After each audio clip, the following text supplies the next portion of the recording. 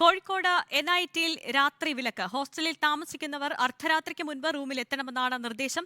ക്യാമ്പസിൽ കറങ്ങി നടക്കാൻ അനുവദിക്കില്ല. വിദ്യാർത്ഥികളുടെ ആരോഗ്യവും സുരക്ഷയും മുൻനിർത്തിയുള്ള തീരുമാനമെന്നാണ് ഡീനിന്റെ വിശദീകരണം. VS രഞ്ജിത്താണ് വിവരങ്ങളുമായി ചേരുന്നത്. രഞ്ജിത്ത്, എന്താണ് ഈ രാത്രി വിലക്ക് ഏർപ്പെടുത്തിയിരിക്കുന്ന സാഹചര്യം? എന്താണ് സമയക്രമം? എങ്ങനെയാണ് മാറ്റിയിരിക്കുന്നത്?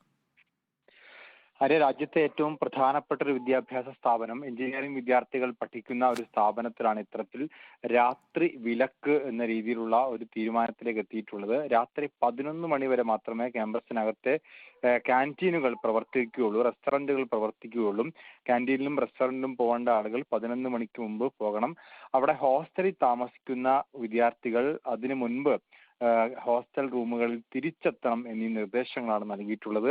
അൺറെസ്ട്രിക്റ്റഡ് ആയി, നിയന്ത്രണ വിധേയമല്ലാത്ത രീതിയിൽ അനിയന്ത്രിതമായി വിദ്യാർത്ഥികളെ ക്യാമ്പസിൽ ഇറക്കി വിടുന്നതും രാത്രികാലങ്ങളിലെ ഒരു സഞ്ചാരം അനുവദിക്കുന്നതും, സഞ്ചാരം അനുവദിക്കുന്നതും നൈറ്റ് ലൈഫ് അനുവദിക്കുന്നതും ഇൻസ്റ്റിറ്റ്യൂഷന്റെ നടത്തിപ്പിന് വലിയ വെല്ലുവിളിയാവുന്നുണ്ട് എന്ന് ചൂണ്ടിക്കാണിക്കുകയാണ് ഇപ്പോൾ പെട്ടെന്ന് ഒരു വലിയ നിയന്ത്രണം ഏർപ്പെടുത്തിയിട്ടുള്ളത്. നേരത്തെ പല വിവാദങ്ങളിലും പെട്ട NITയിൽ ഇപ്പോൾ രാത്രി വിലക്ക് വീണ്ടും വിവാദമാവുകയാണ്. ചില വിദ്യാർത്ഥികൾ ഇതിനെതിരെ പ്രതിഷേധവുമായി രംഗത്തെത്തിയിട്ടുണ്ട്.